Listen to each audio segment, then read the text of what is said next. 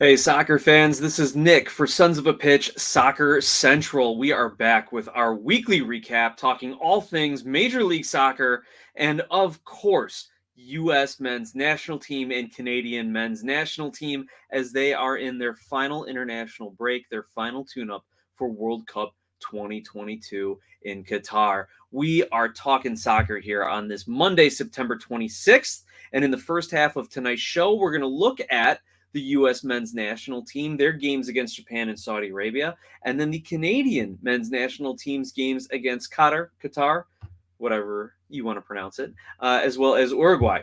In the second half of the show, we are going to take a look at some of the MLS playoff standings, make sure we don't forget where everyone's teams sit. We're going to check out a little of the League's Cup showcase and discuss a few headlines from around the league. And if we've got some stoppage time, we're going to be taking questions and comments from you, our viewers, live on YouTube during this chat. But in the meantime, let's get that intro music to get us pumped.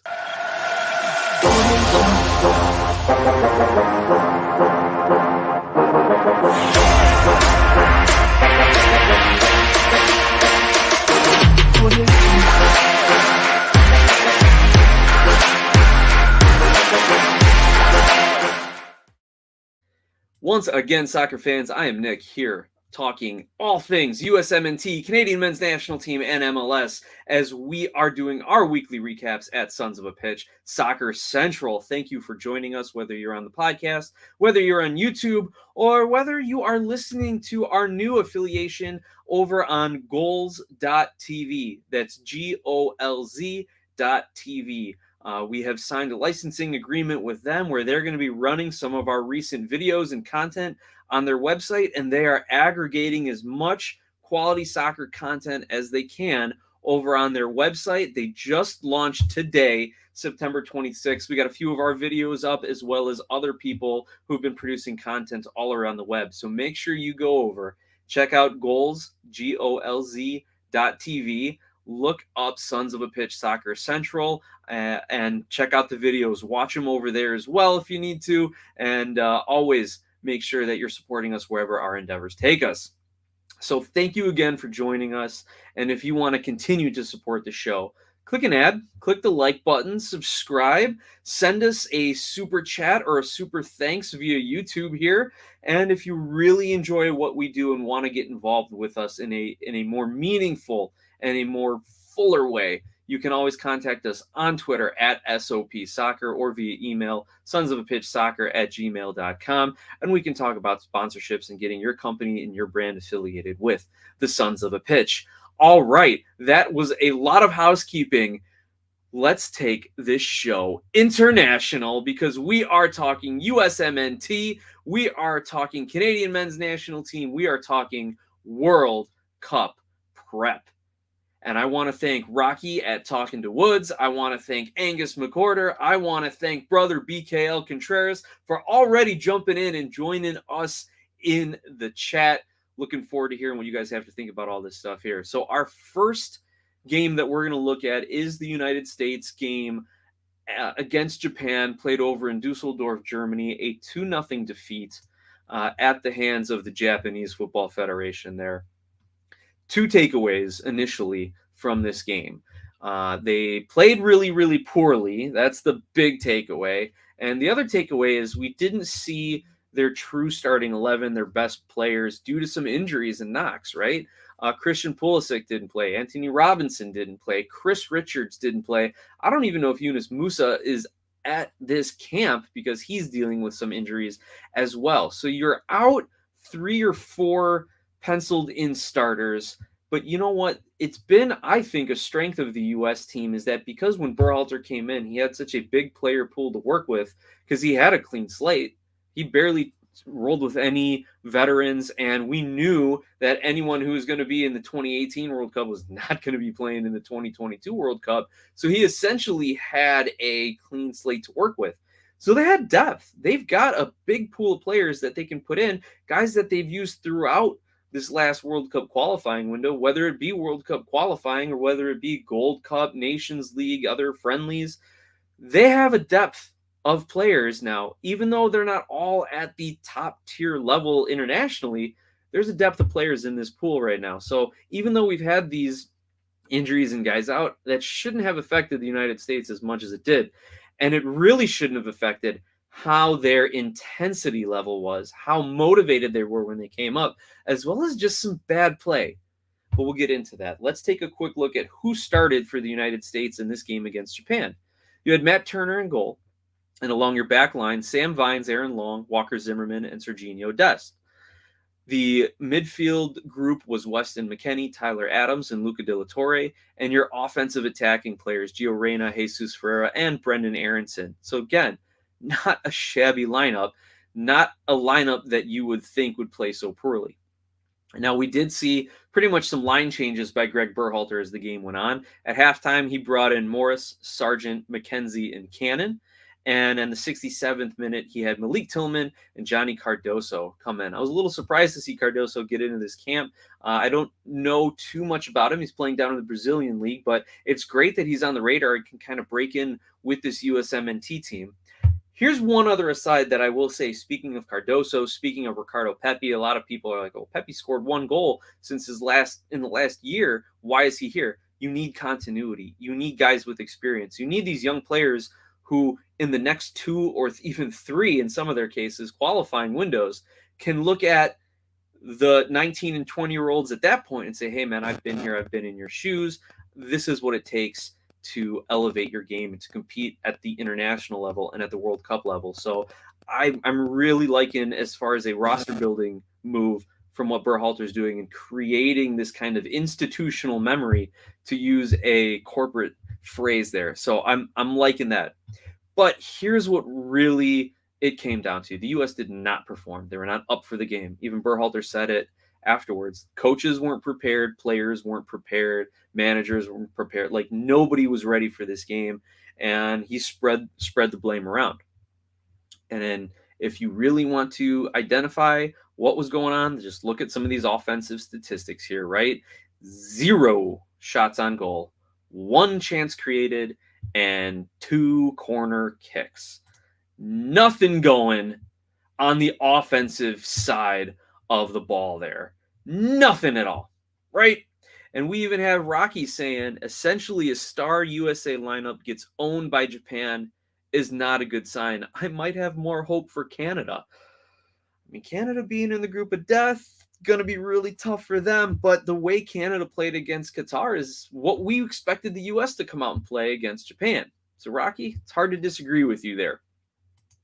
Angus McCorder even says, hey, the USMNT would really hang their heads if they lose to Saudi Arabia. To me, that would kind of derail everything. At that point, you almost have to, if they lose to Saudi Arabia and they play poorly and they get away from the principles of play that Greg Berhalter has been trying to instill in them, you almost might have to just blow everything up and just bunker and counter for 270 minutes in World Cup group stage. Because if you play against Saudi Arabia still, there is something wrong with that player pool. And we know, though, that the players have bought in. They've all given their interviews. They've all made their comments. They've been asked about it. Everyone kind of buys into what Berhalter's playing here. Let's see. Brother BKL says, Jesus Ferreira is not a 9. He only plays as a 10. Well, he's been playing, you know what, 9 or a 10. I know a lot of people keep saying we want a 9. We want a true 9. We want a number 9. We need a guy in the box who can score goals. I don't care if he starts off as a 10 or if he's playing as a 9, wherever that position is, right? Get on the ball and score goals. My knock on Ferreira is he usually needs about 5 or 6 opportunities to get 1 or 2 really, really good shots off and find the back of the net. When you're at the World Cup level, you get maybe 2. You get maybe 2 looks, and they're not even good looks, right? The game is that much faster. Defenders are that much smarter and better, and he's going to need to convert that 1 or 2 opportunities he's going to get. I would expect to see a lot more of Josh Sargent in this second game, even if Ferreira may not play at all, if it's Sargent for 60 and then Pepi for 30, or vice versa, if they're split in halves even. So Ferreira needs to make the most of his opportunities if he ends up getting in. Hey, we got Connor Knows Soccer jumping in the chat as well. Connor, welcome, man. Always good to have you. And he says Aaron Long just wrote himself out of the World Cup roster. He did not do well at all. Dest had to cover him a lot in the first half. Yeah, and that's the hardest thing about playing Serginho Dest. We're going to talk about the center backs because let's talk about the center backs, Connor, since you bring it up. The first goal and a lot of the trouble with the United States, not only did they not generate offense, they could not sustain possession and build from the back, from the middle. They turned it over a lot. And you saw Walker Zimmerman and Aaron Long making poor passes. You even had Weston McKennie turning the ball over. Not typical for him. I'm not too worried about Weston McKennie, who's arguably the best player or most important player to this team, depending on who you ask. I don't want to get into that. But when you have Zimmerman and Long, guys who've played with each other for a little bit, I mean, it's not the Zimmerman-Robinson pairing we all would have wanted, but these guys have played for a little bit. Aaron Long's been in and out of national teams when he's not been injured. These guys should be playing a lot better together, not turning the ball over. And it's hard to see either one of them covering space for each other when one of them has a turnover or gets pulled out of position or has to commit up. It's hard seeing the other making those recovery runs. So, yeah, Serginho Dest had to do that a lot. But we don't want to see Serginho Dest. The United States will not be effective if Serginho Dest is having to track back. He's most effective making those runs up the wing, putting pressure on the opposing defense, playing in some great crosses. I think he had a good one in this match that Ferreira just couldn't get on the end of, or whoever it was. But that's what we want Dest to be doing. Plus, we know that's one of his weaknesses is one-on-one defending. He's got to work on that. Still young, but we're talking World Cup now. Excuses are out the window. Also, shout out Dan Geringer. Thanks for jumping in the chat, man. Good evening to you. Glad you are here. Oh, and here, I love this comment from Rocky at Talking to Woods, our resident Portland Timbers superfan. Eric Williamson should have been a depth piece at minimum. He was a part of 2 cup finals before his injury, Gold Cup, Nations League, and plenty of knockout play experience.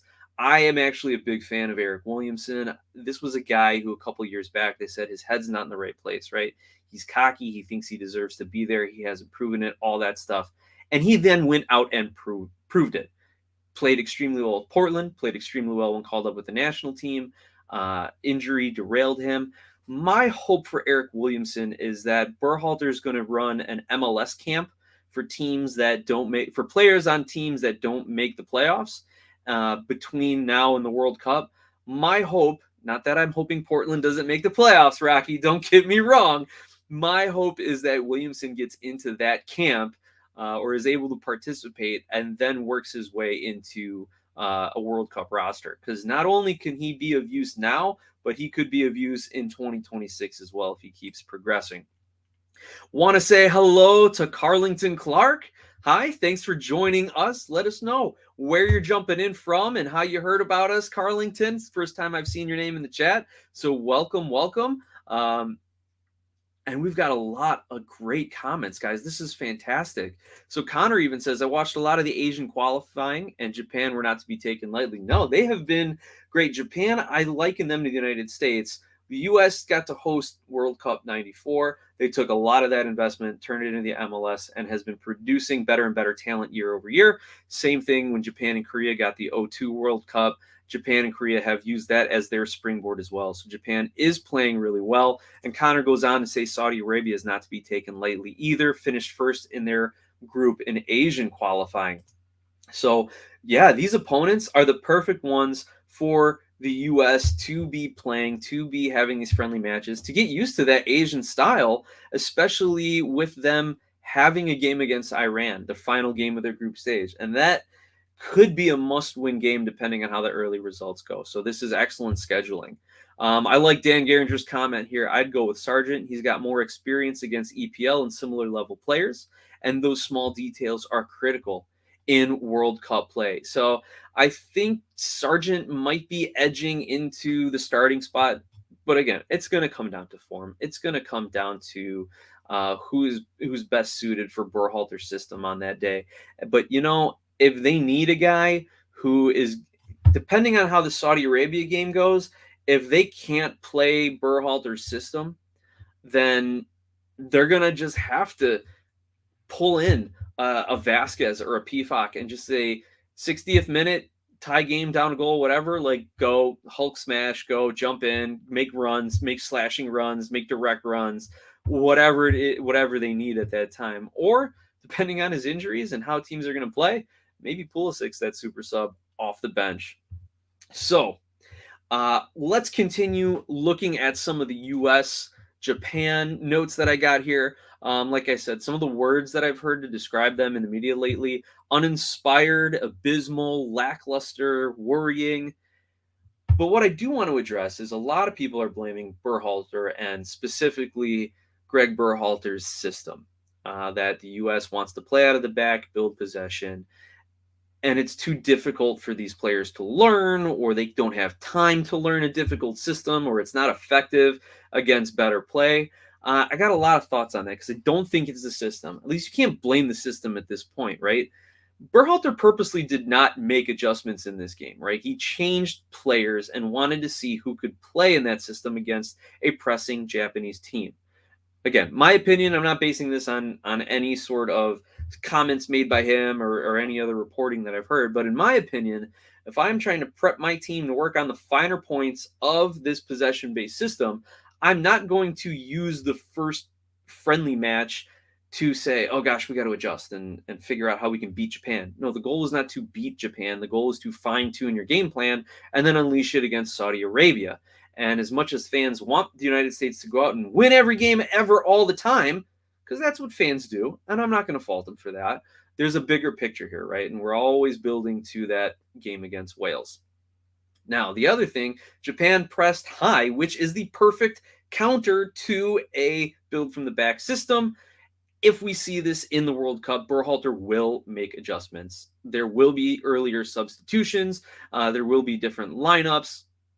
I'm confident that he will do that. He's smart enough to do that. Let's not take shots at Berhalter's intelligence. Now, the system itself, I think, has a very high ceiling. Like, the best teams can beat you with possession, but it's hard to implement. And this is kind of where some of the actual good arguments come in, is that it's hard to implement this very possession-based system that requires a lot of working together, that requires a lot of film sessions, classroom work, etc., when you have limited international camps, when you have half your roster in Europe and half your roster in the United States and Canada, right?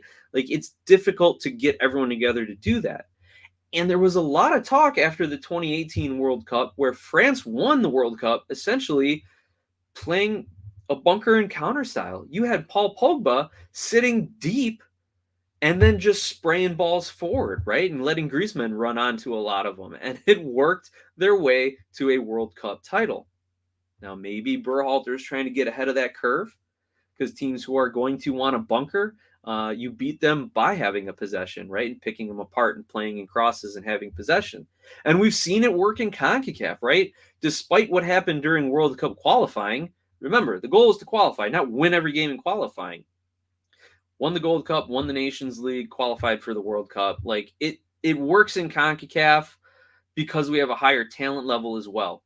That's the other criticism. Is it only working at home because we're more talented? We'll see how it shakes out, right? So I'm going to leave that as far as tactics and things to look out for. The next match is tomorrow, Tuesday, the 27th, against Saudi Arabia, 1 p.m. Central, I believe. We are going to see Pulisic and Pepe start, and I'm gonna root for Pepe. I hope he does well, but I'm not going to be surprised if he gets pulled off in 45 minutes and on comes Sargent. The one other thing we got to mention, DeAndre Yedlin, the only player in this pool who has any World Cup experience going back to 2014. And my last note on this one is I would be shocked if the U.S. Soccer Federation didn't arrange some sort of like closed door friendly getting into late October, maybe one final little prep thing here.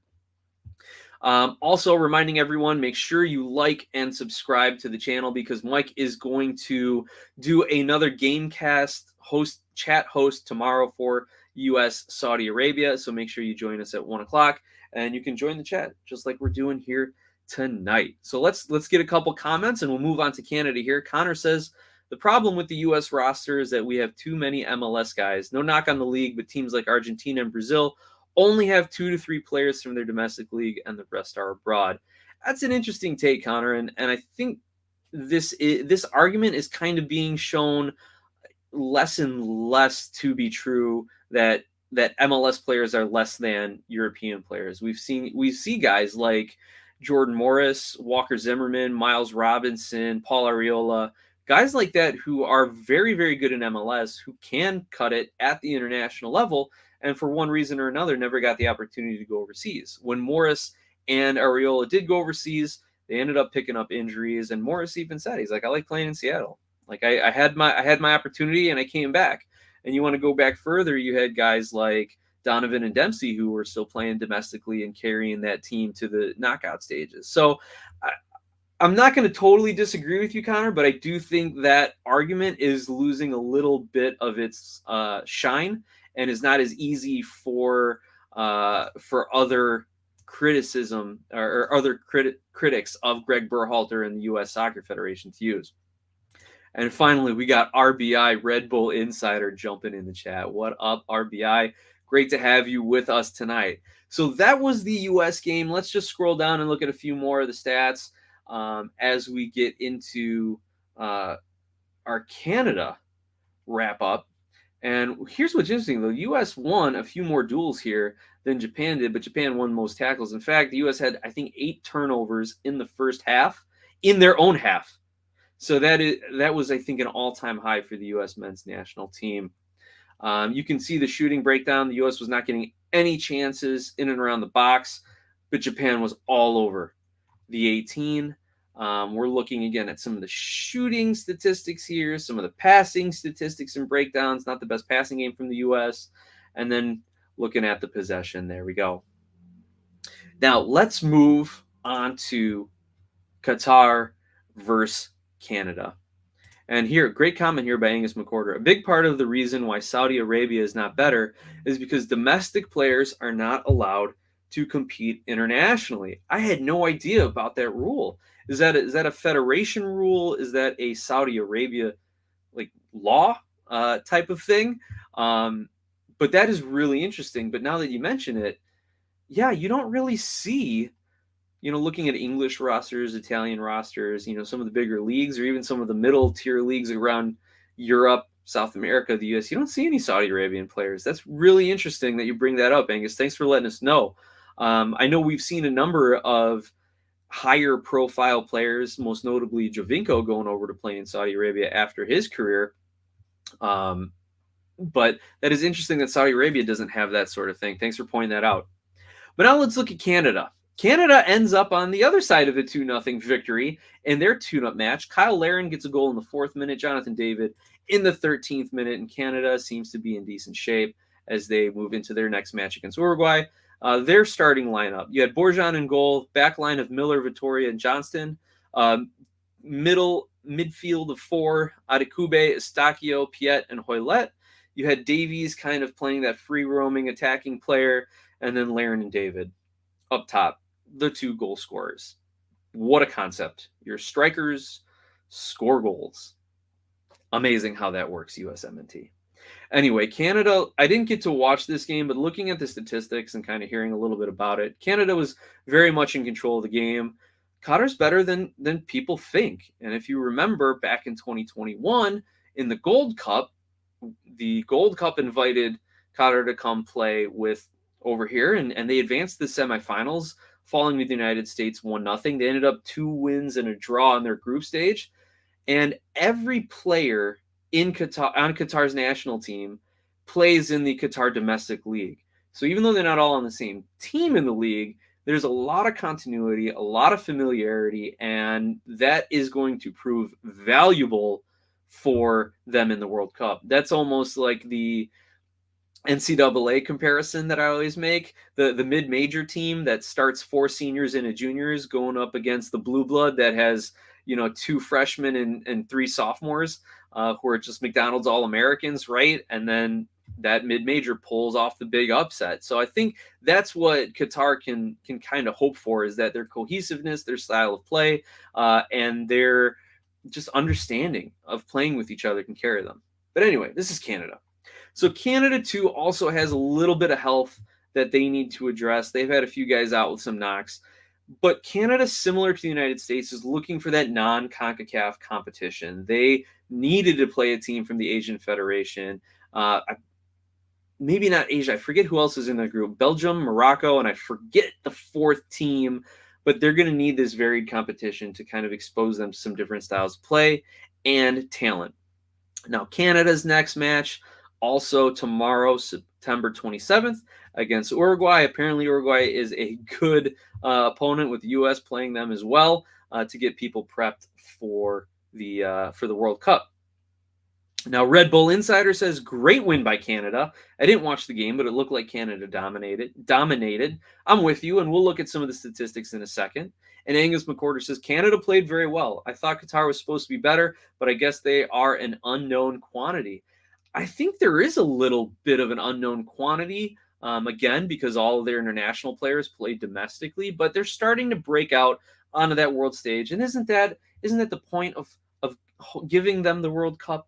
We gave Qatar the World Cup so that they could develop soccer and help build up soccer in the Middle East and in the Asian Federation. Isn't that why we gave them the World Cup? You're all laughing, right? You guys know what I'm getting at here. Okay, great. Enough of my sarcasm there, laying it on thick.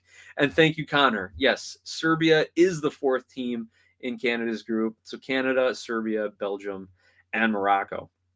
So now let's take a look at some of these statistics in Canada's 2-0 of victory here. Canada was 60% of the possession. Well played by Canada. That definite 4 midfielder group maintained possession. And let's take a look when we get down to the passing to see what the stats are in the middle third.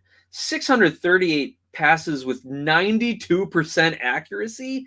That is insane. I don't think I have ever seen a game where there's over 90% passing, 92% completion. That's wild for Canada. Let's see how they spread it around when we get down a little further here.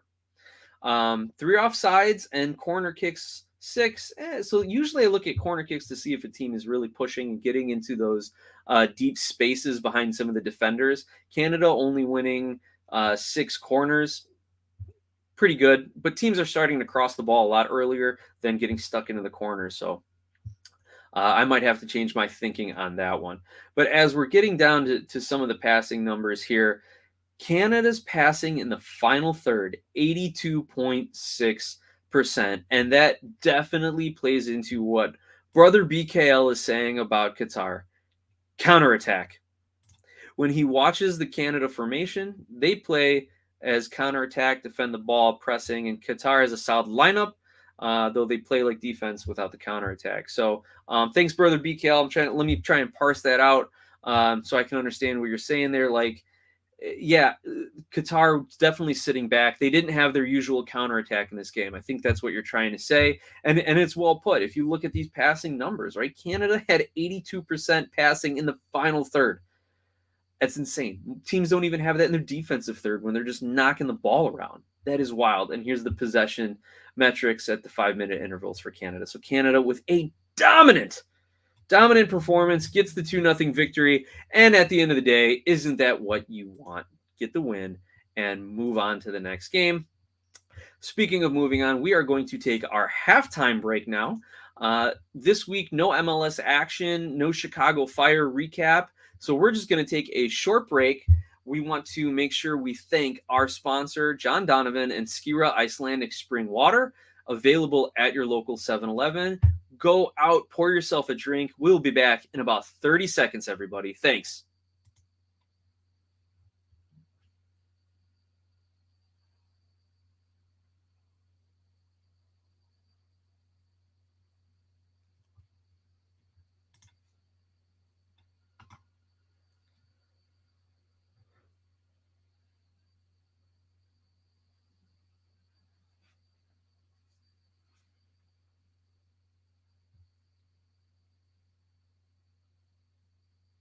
All right, soccer fans, welcome back to the second half of Sons of a Pitch Soccer Central's weekly recap. We went international for the first half of the show, and we're going to bring it back kind of domestic, talking Major League Soccer and the League's Cup showcase against teams from Liga MX. Again, a big shout out to our sponsor, Skira Icelandic Spring Water, and one of our oldest and biggest supporters here, John Donovan, with everything that we do.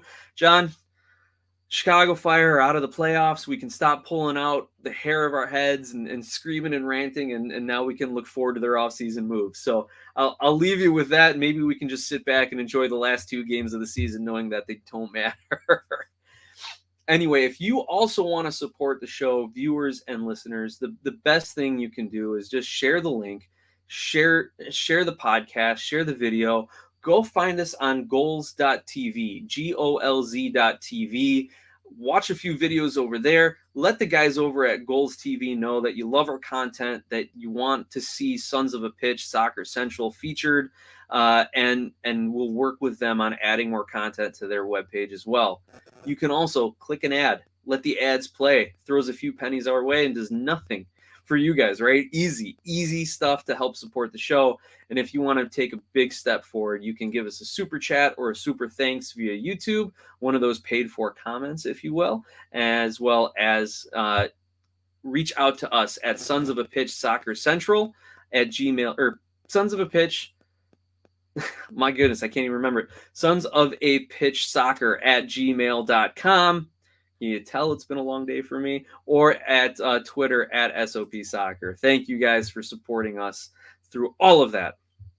Now, let's take a quick look at the MLS teams that were in action over on the Leagues Cup Showcase. We had FC Cincinnati hosting and defeating Chivas Guadalajara 3-1. Nashville plays Club America to a 3-3 draw in regulation and then defeats them 4-2 on penalties.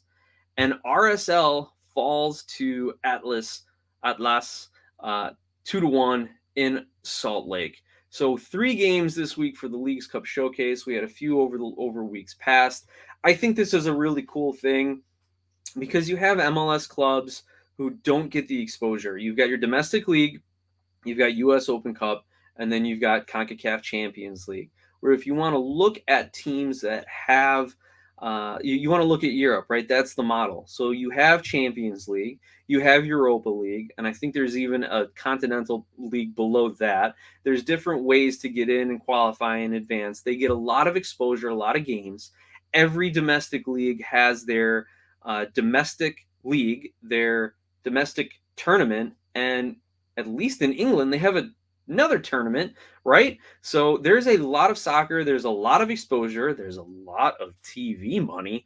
So for the Leagues Cup to start to grow and see regular matchups between MLS and Liga MX, it's only going to serve to improve Major League Soccer. And I think eventually it's only fair that you bring in some Canadian Premier League teams to the Leagues Cup Showcase and maybe have that be a separate tournament outside of CONCACAF Champions League, where they're allowing teams from the Caribbean and Central America to play in there as well. So I think that would be really cool. As a fan, more soccer is always great. As a coach, maybe you don't want to see your guys playing a 34-match schedule and then another 20 games on top of it.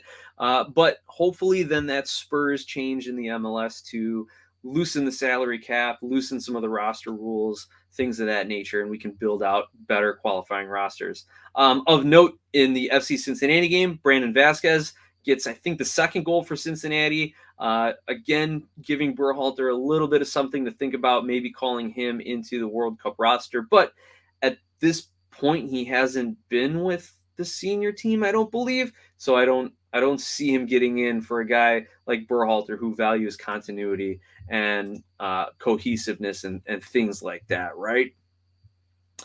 All right, Rocky, thanks for jumping in and supporting our sponsor here. Don't be a dry rear dog. Let me just kind of clean that up a little bit. Drink Skira.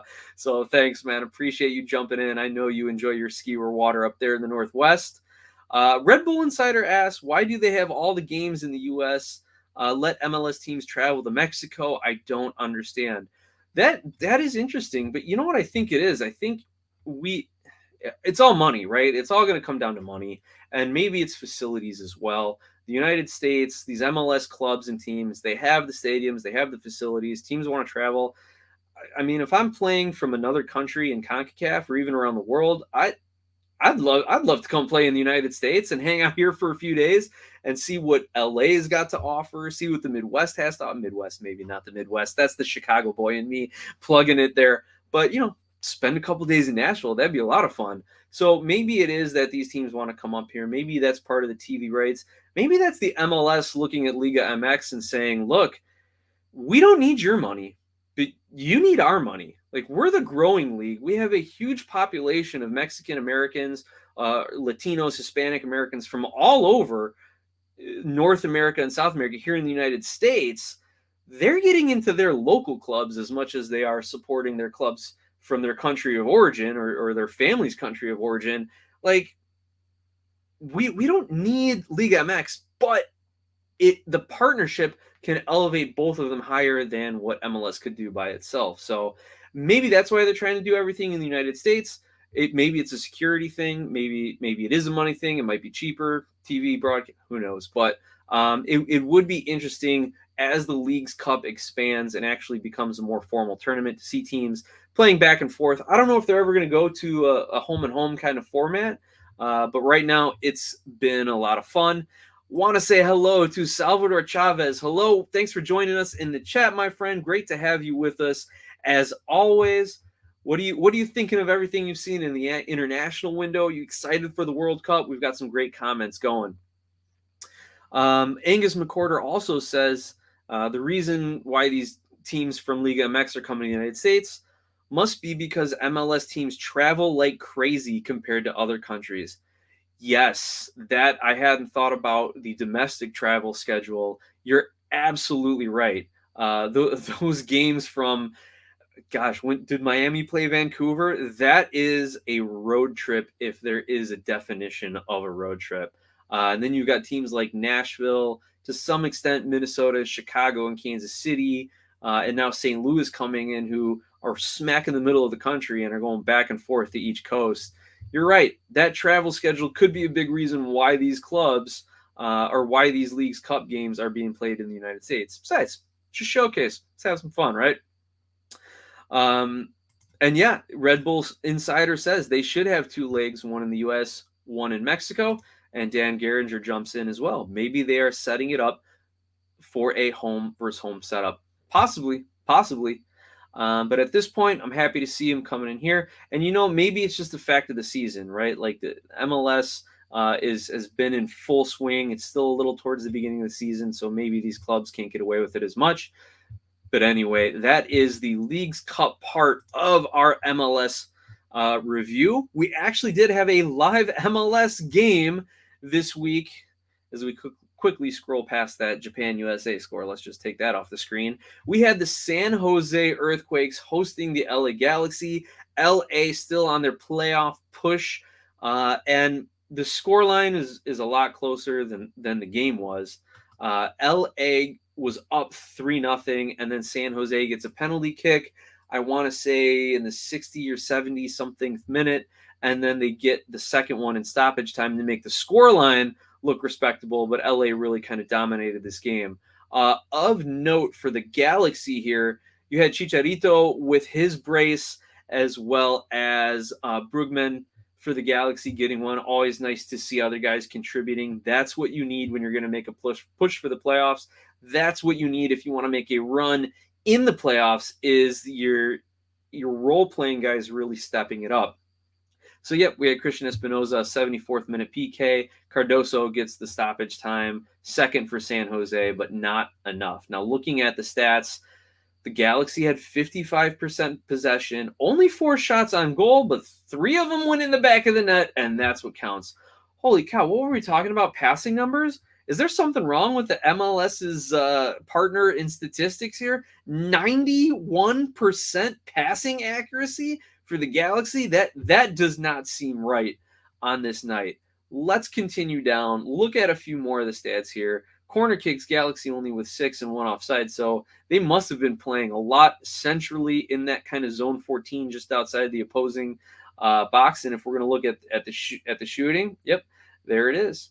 Actually, this is San Jose shooting on the right, the Galaxy shooting on the left, and as you can see, a lot of it right in the middle there. Not much coming from the wings on this Galaxy team.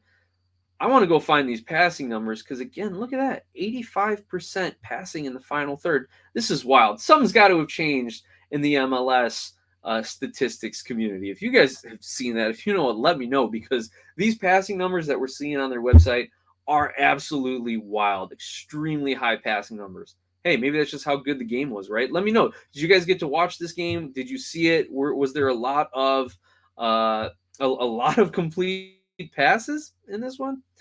Who knows? Hey, and speaking of LA, right on cue, Ramon Pablano jumps in. Hi, SOP Familia. Hi, Ramon. Glad you're here with us, man. And I said right on cue, LA, not LAFC. Well, we're going to review the standings in a minute, but hey, you must have heard us talking about West Coast soccer, Ramon. Great to have you with us. Connor jumps in and gives us the take of a lot of fans. I gave up on MLS for the season just for my sanity and mental health. The crew are done and not making the playoffs. Hey, that's like I said about the Chicago Fire, my hometown team, right? They're out of it. Just sit back and enjoy.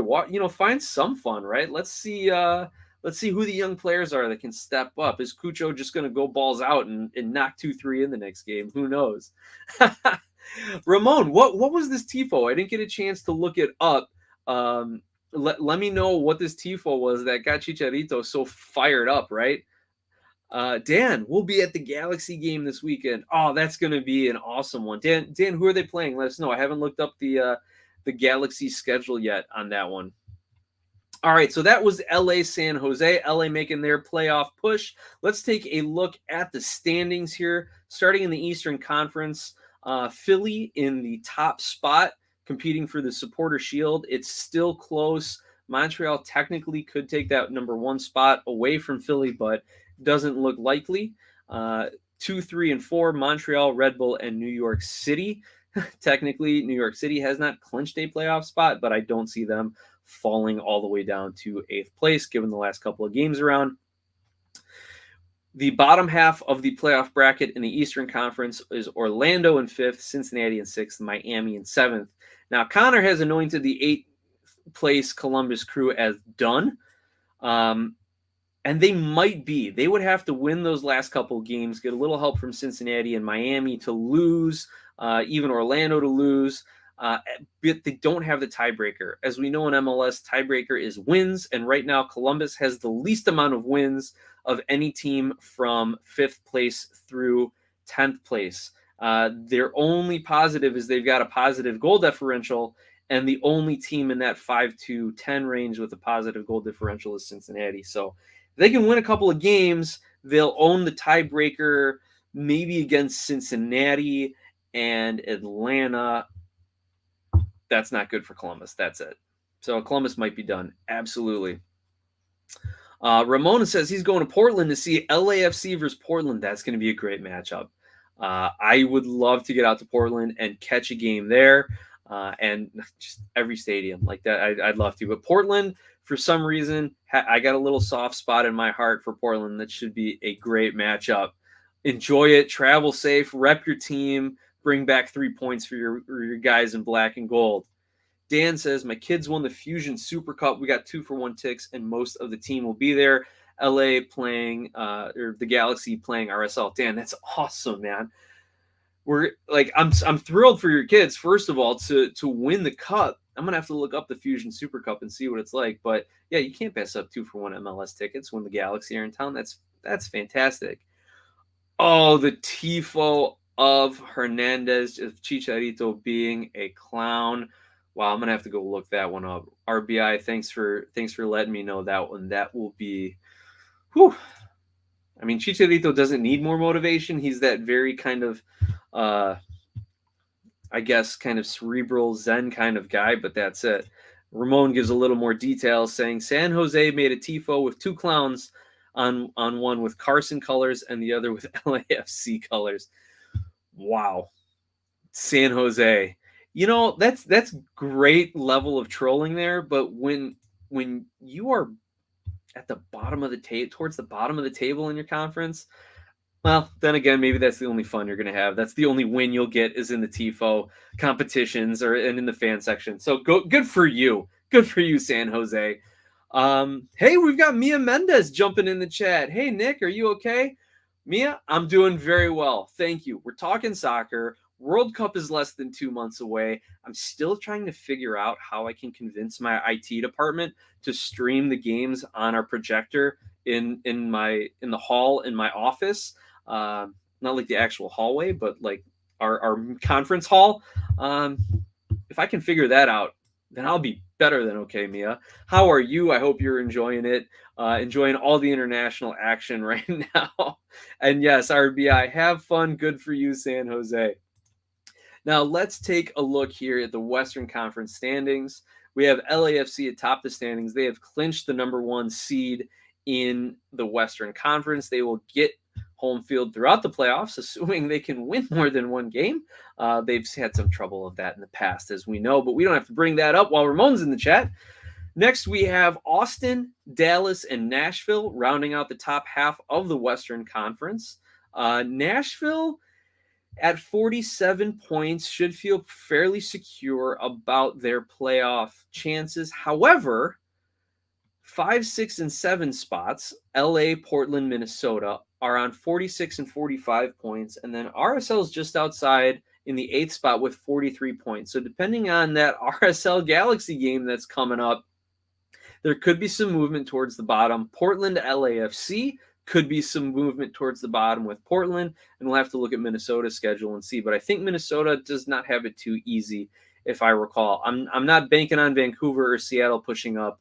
And there's the aforementioned San Jose at the very bottom of the Western Conference, 31 points, 0.97 points per game. Is that wooden spoon worthy? Is that worst in the league worthy? We can look at the Supporters Shield standings here as put out by MLSsoccer.com. And as that page loads, will San Jose be below DC United of the Eastern Conference? It's very suspenseful here, guys, as we're watching this.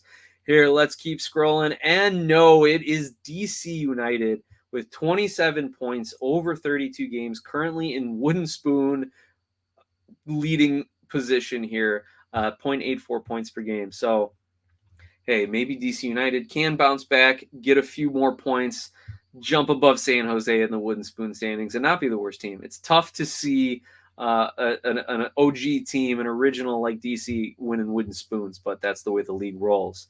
Now, we've got a few more comments in the chat here. Ramon says, if you're not first, you're last. Shake and bake, Ramon. Yes, one of Will Ferrell's more memorable characters. I don't know if I'd call it finer characters, but one of his more memorable characters, that's for sure. Hani Mukhtar edits, man. Great to see you jumping in. He says, I just met CJ Sapong. Hey, all right. How's CJ? How was meeting him? Is he a cool guy? Is he focused on the season? I mean, the guy's been around the league a lot, so definitely, he might be a little more chill than some other players at this point. Brother BKL says, DC, literally a wooden spoon. Maybe not literally, but I know what you mean there, brother. And Dan Geringer, enjoy dinner, my friend. Great having you on. Getting very hungry. See you later, Dan. Always a pleasure having you on the show, Dan. And for everyone else, it's been great having you all with us. Ramon, Hani Mukhtar's edits, Red Bull Insider, Mia Mendez, everyone, Connor, RBI, Brother BKL, as well as Rocky Talking to Woods, Angus McCorder.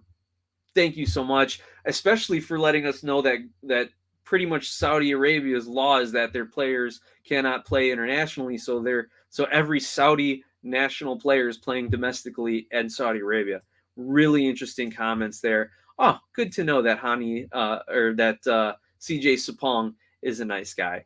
He had a rough go of it when he was here in Chicago. I don't think he liked playing here too much, but glad to know that he's doing well down there and is a very cool guy. And yes, Ramon, send us some pictures. We'll put them on the next stream when you're at the game. Dan, if you're still listening on the podcast, make sure you send us some pics too if you got them. And if you want, we can feature them on the next stream here next week. Well, with that, let's wind it up. If you want to continue to support the show, like, subscribe, click an ad, let the ads roll if you're watching afterwards. If you really want to help us out and help us reinvest into our show, especially as we expand into some other mediums. We're going to try and get a blog started again. We are over at golz.tv, golz.tv. You can look us up as one of the content creators in their catalog, and go check out all the different soccer content that's on the web. They're aggregating everything over there. And hey, if you let them know that you're here for Sons of a Pitch, and if you like what SOP Soccer Central is doing, then they may reach out to us and have us do some dedicated stuff. I can't promise that. There's nothing about that in our conversations, but isn't that the way it goes? Anyway, if you really want to help us out, super chats and super thanks are much appreciated, even if it's just 99 cents. Let us know that you like what we're doing and we'll keep it up. Or you can reach out to us for dedicated sponsorships, or just to let us know, hey, keep it up. We're at Sons of a Pitch Soccer at gmail.com and at SOP Soccer on Twitter. So on behalf of my good friend and co-host and partner, Mike G, I'm Nick. Thank you so much for watching and for joining us here at Sons of a Pitch Soccer Central. Take care, everyone.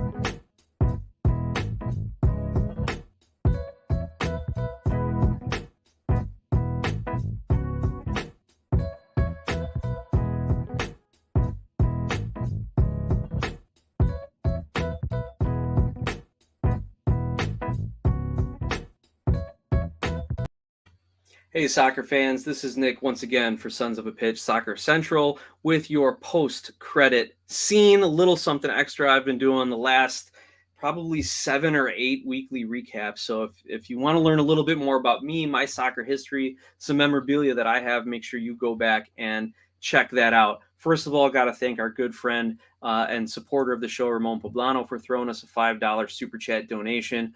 Ramon, we really do appreciate it. It helps go to offset all of our costs. We reinvest every dollar we make here into the show. But for my memorabilia tonight, I'm pulling out, since we were talking CONCACAF, part of my soccer collection, my Mexico soccer jersey that I got way back when I was just graduating college. It was 2000. It was either winter of 06 or like January of 2007. This was actually, funny story about this. It was actually a gift from an ex-girlfriend of mine. I had graduated in December. She was down in Mexico on vacation. Things had ended a little poorly, not yet ended. And I think she was either trying to make up or end on good terms, or maybe apologize for some of her, I'll call them shenanigans, that I'm sure she had been doing in Mexico and around the holidays when I was on my post-college vacation.